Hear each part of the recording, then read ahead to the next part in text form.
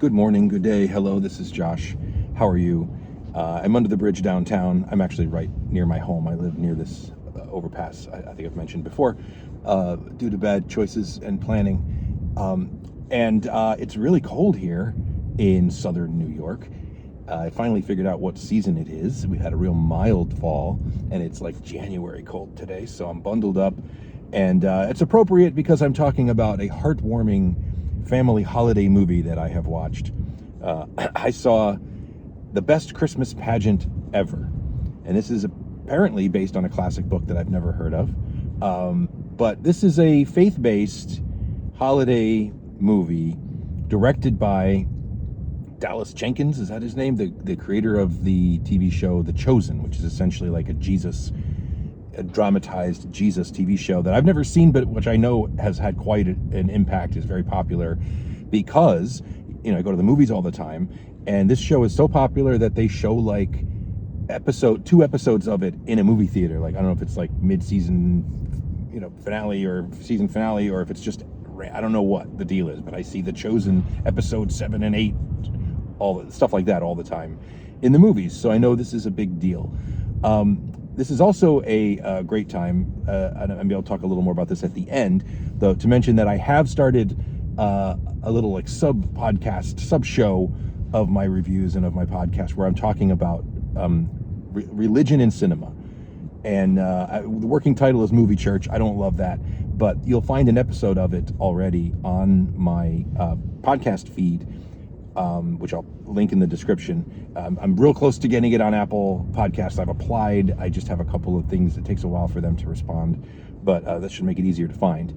But I'm taking the opportunity of the movie Heretic and my spoiler discussion for the movie Heretic to launch this idea. This is not going to be what I talk about all the time, so if you find this boring, that's fine. We'll talk about all the other movie stuff too, and we'll have some holiday fun as well coming up soon. But if you are intrigued and interested, I know that I encounter a lot of people online on YouTube and in the kind of MST fandom circles that I move in who have maybe kind of a similar backstory to mine and a similar interest in trying to process, the faith you grew up with in the world that you actually live in. And for me, I'm particularly interested in the way that art and cinema integrate faith and portray faith, and when they're careful or not. So that brings us to The Best Christmas Pageant Ever, which by all, it's from a faith-based studio, a faith-based filmmaker, and it's a movie about a church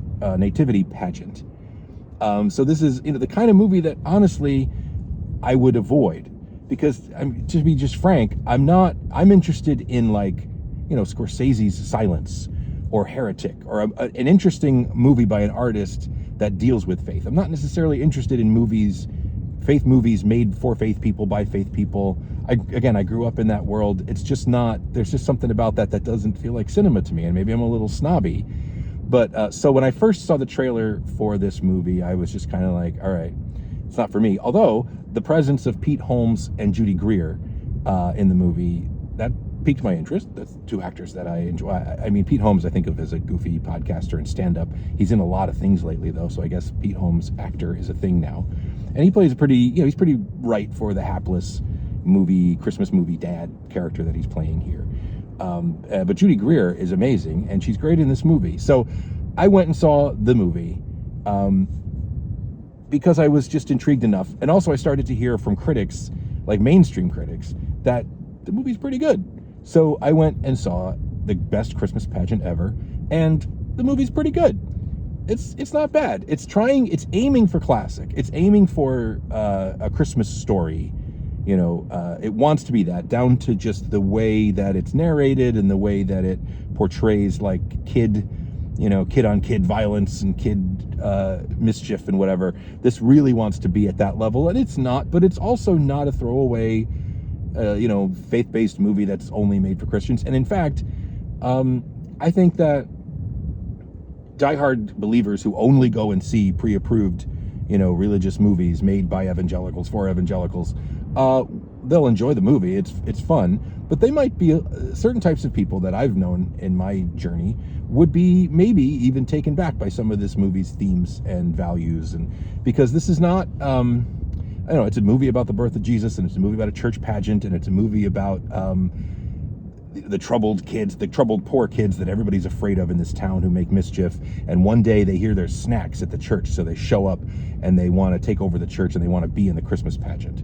And it's all about, all the uptight churchy people get these poor kids out of here, these troublemakers, and then it's about how, heartwarming stuff ensues. You can pretty much track what's going to happen. I guess a lot of people have even read this book, so they know about the Herdmans and Mrs. Armstrong and all the characters in this movie. So, that's the story. But what I actually appreciate about this movie is that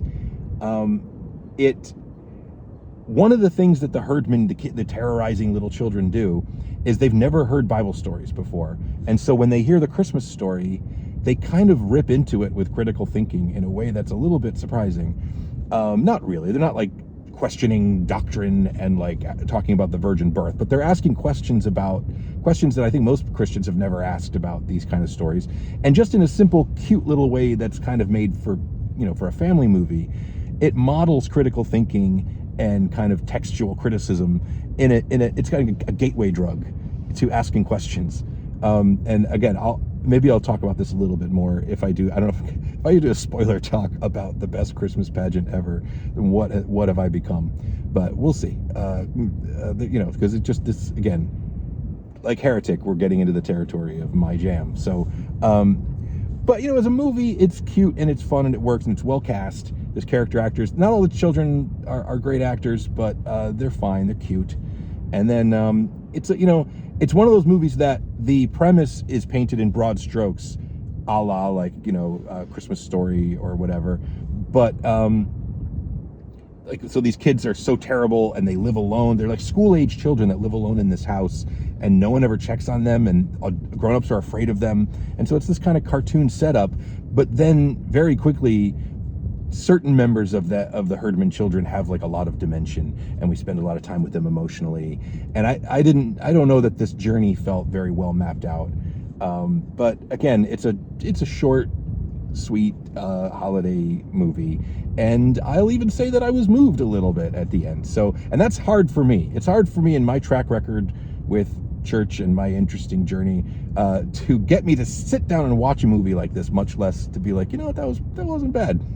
I like some of these people. So I don't know. It is what it is, and it's not bad. There's a little surprise at the end, I guess, in the casting of the narrator, one of the characters who is now older. It's not a huge surprise, but there's a TV star who is not revealed until the end. There's I don't know. There's not good holiday fun, I guess. And also, the movie's not afraid to kind of the villains of this movie are like uptight, bigoted, hypocritical white Christians. It's not about, like, I feel like a classical conservative version of this story would be there's a bunch of these troublemaker kids, but then they get in the church and the power of Jesus whips them into shape.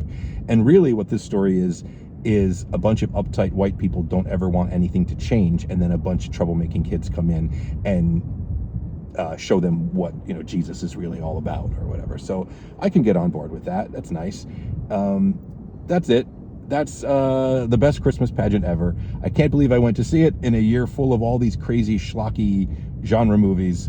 Here's a nice little holiday faith-based motion picture that I liked. So what a weird year. The weird year continues. You can find my additional content on Patreon and my podcast feed. Links in the description. I thank you for your time. You can like, subscribe, become a member on the channel, share this stuff. And I think I'm going to post the audio from my Heretic spoilers here on YouTube just to give people a taste, because I know that some people, I live on podcasts, so that's surprising to me that some people don't quite know what to do with a podcast feed. But just to make it easier, if this is where you consume content, for that one, just because I'm kind of like, it's a test of a concept I've had for a long time, and I really want to give it a go, and I want people to hear. If you're easily offended when it comes to frank discussions of religion, then maybe not, maybe skip that one. But if you're intrigued, I'll try to make it as easy as possible for you to hear it. All right, thank you. I'll talk to you again soon. Josh out.